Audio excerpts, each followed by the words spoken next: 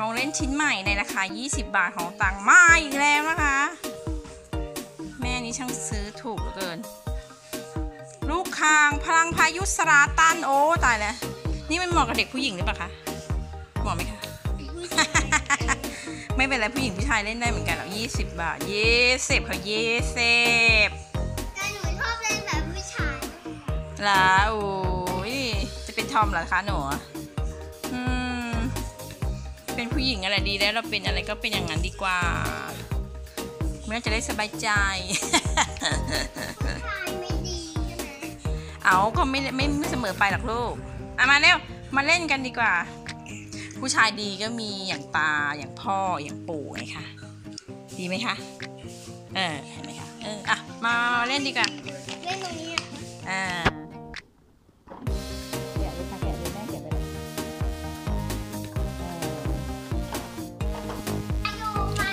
เอามาเร็วๆลูกนี่ค่ะตั้งมาเร็วตั้ง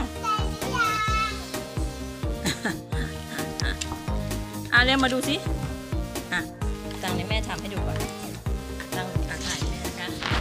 แม่กำลังเล่นมือถ่ายแล้วเราก็ใส่ลงไปเราก็ต้องหมุนด้วยนะคะเนี่ยตั้งอย่าเลยถ่ายไปรวดจ้ะถ่ายเห็นไหมเนี่ยเอาอย่ามือบังสิคะมือบังกล้องแล้วนี่นะคะเราก็หมุนไปให้มันเป็นหมุนเข้าไปหมุนไปแล้วเราก็ปล่อยนี่ค่ะนี่ดูก็จ่อไปแล้วนี่ค่ะนี่ค่ะโอ้โห20 บาทก็ได้เรื่องกันนะเนี่ยเห็นไหมคะเห็นไหมคะโอ้ยนานมากเลยค่ะนานมากเลยค่ะเอาใกล้ๆหน่อยค่ะนานมากเลยค่ะใช่แล้วโอ้ยังไม่หมุนไม่เสร็จเลยยังหมุนไม่เสร็จเลยโอ้โห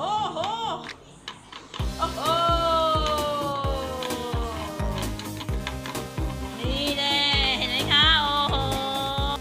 ตามตังเล่นมั้งใส่ด้านนั้นสิคะใส่ผิดด้านนั่นน่ะสิใส่เข้าไปเบาๆนะคะปึ๊บหมุนค่ะหมุนก่อนหมุนใช่หมุนอีกหมุนโอ้ยอย่าให้มันหลุดนะคะอย่าให้มันหลุดอย่าให้มันหลุดดูสิ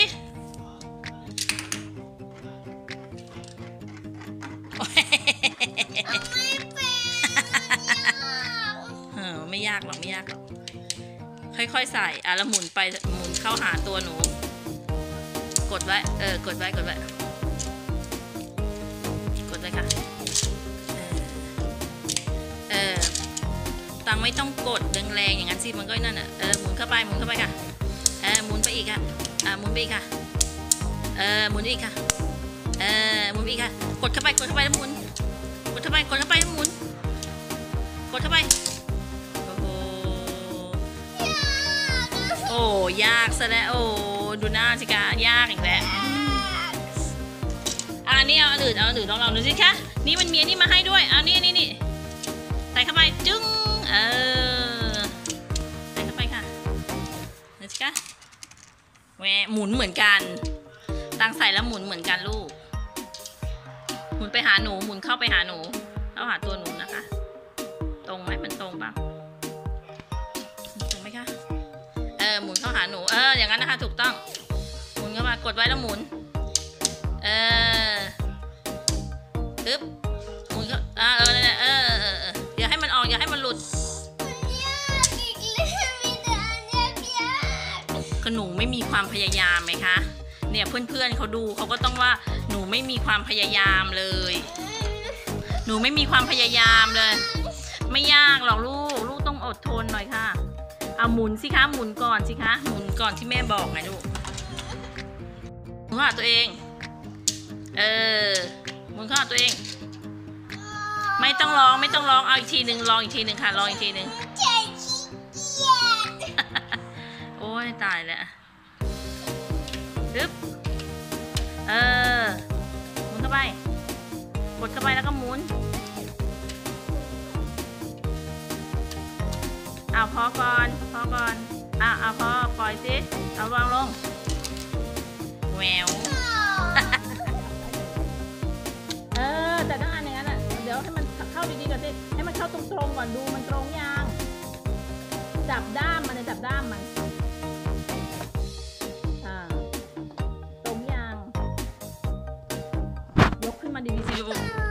ตรงแล้วก็หมุนไปหมุนเข้าหาหมุนไปทางไหนหมุนมาทางแม่หมุนมาทางแม่หมุนทางแม่ค่ะหมุนมาทางแม่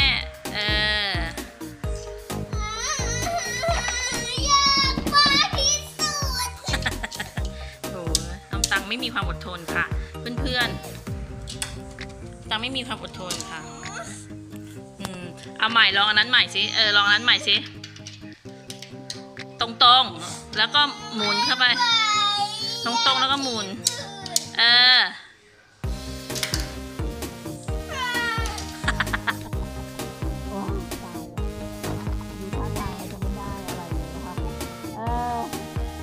เรื่องวุ่นวายเนี่ยอย่างเงี้ยนะคะเด็กเป็นเด็กไม่มีความอดทนก็อยู่อย่างนี้นะคะเพื่อนๆดูอมตังไว้อมตังไม่มีความอดทนอะไรเลยตังไม่มีความอดทนเลย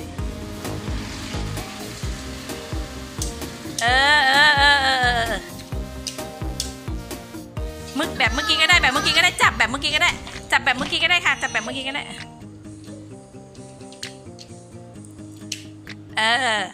2 3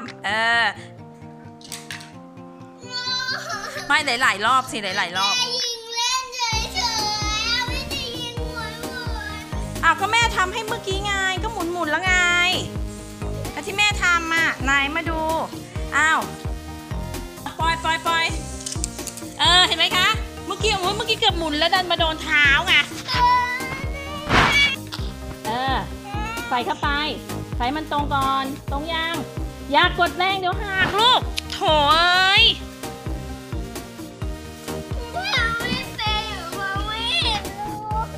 มันไม่ต้องมีรูมันใส่ได้เลยไงคะมันใส่ได้เลยหมุน1 2 3อย่าให้โดนเท้าฟังดิอย่าให้โดนเท้าเห็นไหมคะนั่นไงเห็นไหมคะนี่ไงนี่เห็นไหมเป็นการเริ่มต้นที่ดีเห็นไหมคะเนี่ยต้องมีความอดทนเห็นไหมคะเฮ้ยอมตังไม่มีความอดทนเลยค่ะเพื่อนๆแม่ก็ไม่รู้จะทำยังไงแม่ก็ให้กำลังใจเต็มที่แล้วโอ้ยตายแล้วโอ้ยสงสัยต้องไปก็แค่นี้ก่อนนะเพราะว่าไม่ได้เรื่องแล้ว